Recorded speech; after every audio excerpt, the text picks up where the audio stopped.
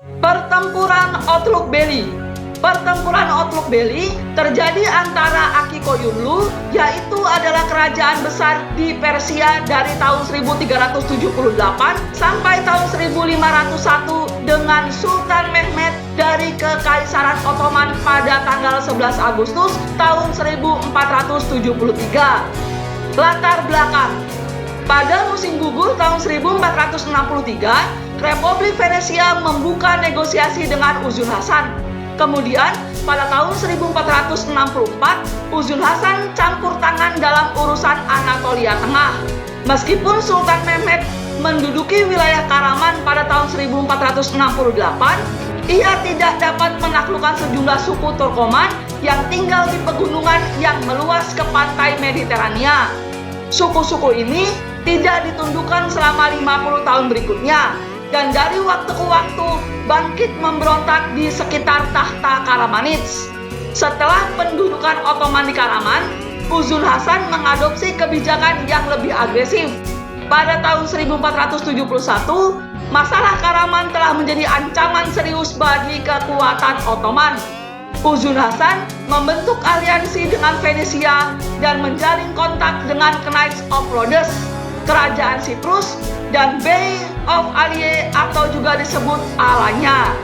Ia juga bermaksud untuk menjalin kontak langsung dengan Venesia dengan berbaris di pantai Mediterania melalui pegunungan Taurus, kemudian dikendalikan oleh suku-suku Turkoman. Meskipun beberapa kapal Venesia mendarat di pantai, mereka tidak dapat menemukan pasukan Uzun Hasan. Pada tanggal 1472, armada tentara salib menyerang pantai Ottoman.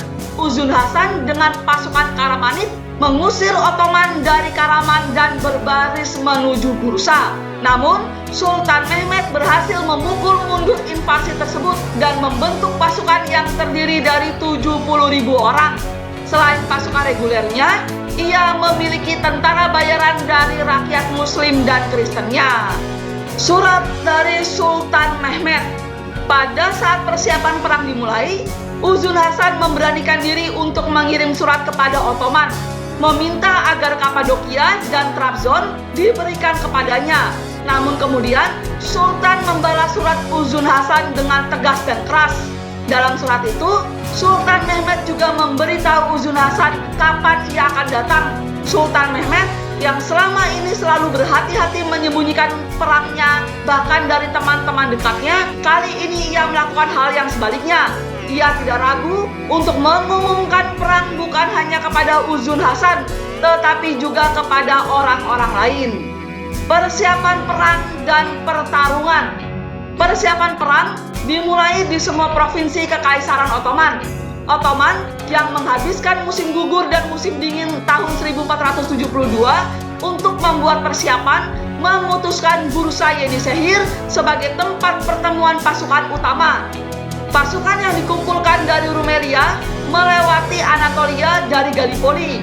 Tepat saat pengumpulan mereka selesai, Sultan berangkat sebagai kepala pasukannya di Istanbul dan tiba di Yenişehir pada tanggal 11 April tahun 1473. Gubernur Kahraman, Pangeran Mustafa, dan Gubernur Amasya, yaitu Pangeran Bayezid, adalah putra-putra Sultan Mehmed bergabung dengan pasukan mereka. Dengan cara ini, pasukan Ottoman mencapai 85.000 orang. Kedatangan pasukan ke Sivas menimbulkan rasa senang yang besar bagi penduduk Sivas. Namun setelah itu keadaan menjadi sulit, sebab sejak saat itu pasukan memasuki medan yang sangat bergunung-gunung dan terjal. Saat melewati pegunungan yang tinggi, pasukan Ottoman terjebak dalam badai salju. Meskipun pasukan itu telah menempuh perjalanan selama lebih dari 40 hari, masih belum ada berita dari Uzun Hasan. Akan tetapi, pasukan Uzun Hasan menyerang balik pasukan Turki di Niksar. Pasukan Ottoman yang berhasil memukul mundur pasukan Turki itu tiba di Koyulhisar dan Sebinkarahisar, yang penduduknya telah mengungsi ke pegunungan. Dan setelah melakukan beberapa serangan di sekitar daerah itu, tiba di Erzincan. Di sana, pasukan Uzun Hasan yang berjumlah 5.000 orang berhasil dihadang. Akan tetapi pasukan Ottoman yang berjumlah 5.000 orang yang berada di bawah komando Turhanoglu Ömer Bey berhasil mengalahkan Aki Koyunlu. Ketika pasukan itu tiba di Tercan, banyak orang yang berlindung di pegunungan datang dan menyerah kepada Ottoman. Pada saat itu, ketika pasukan Utsmani bergerak ke arah timur mengikuti sungai Efrat, pasukan Uzun Hasan muncul di tepian seberang. Namun, di tempat-tempat ini juga terdapat beberapa pantai berpasir yang sungainya melebar. Perkemahan Utsmani didirikan di tepi salah satu pantai tersebut karena diperkirakan pasukan Uzun Hasan yang berkemah di tepian seberang akan kembali dari salah satu tempat berpasir tersebut. Pasukan Utsmani memutuskan untuk menyeberang tanpa memberikan waktu untuk itu. Khas Murad Pasha akan melewati gerbang terlebih dahulu. Akan tetapi karena ia masih sangat muda dan giat, Mahmud Pasha pun yang lebih senior akan menjadi pendampingnya.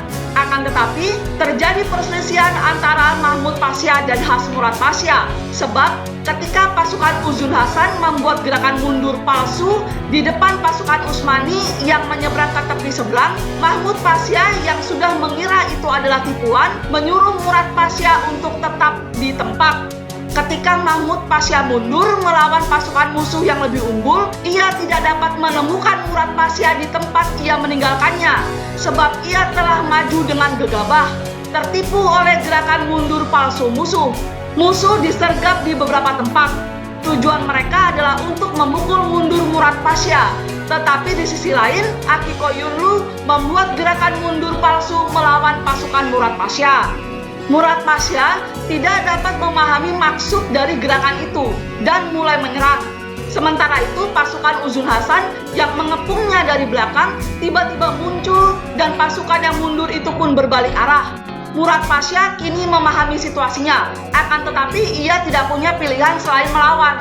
Pasukan Murad Pasha telah mencapai 3 jam dalam menghadapi pasukan yang lebih unggul. Kemenangan ini merupakan peristiwa penting bagi Aki Koyunlu, sebab kemenangan ini menyebabkan demoralisasi yang mengerikan bagi Utsmani. Setelah kejadian ini, Uzun Hasan beserta pasukannya menghilang lagi. Itulah sebabnya Sultan Mehmed menuju ke Baybur. Dan meskipun ia menempuh perjalanan selama 6 hari, ia tidak merasa ada kabar apapun dari Uzun Hasan. Akan tetapi pada hari ke-7, pada hari Rabu tanggal 11 Agustus tahun 1473, mereka tiba di suatu tempat yang bernama Tiga Mulut di sekitar Tercan. Tempat ini sempit dan sulit dilewati, bahkan hewan-hewan pun tidak mampu lagi berjalan. Oleh karena itu, maka harus berkemah dan beristirahat di tempat ini yang sulit dilewati, sempit dan dikelilingi oleh gunung-gunung tinggi. Di sini, ketika pasukan masih tidak teratur, beberapa pasukan muncul di bukit yang disebut Otruk Beli pada siang hari. Mereka adalah prajurit yang diberikan kepada komando Uzun Hasan di Ghafur Ishaq. Menghadapi situasi ini, Ottoman segera mengambil tindakan untuk menegakkan ketertiban perang. Tugas melawan Ghafur Ishaq diberikan kepada Dawud Pasha.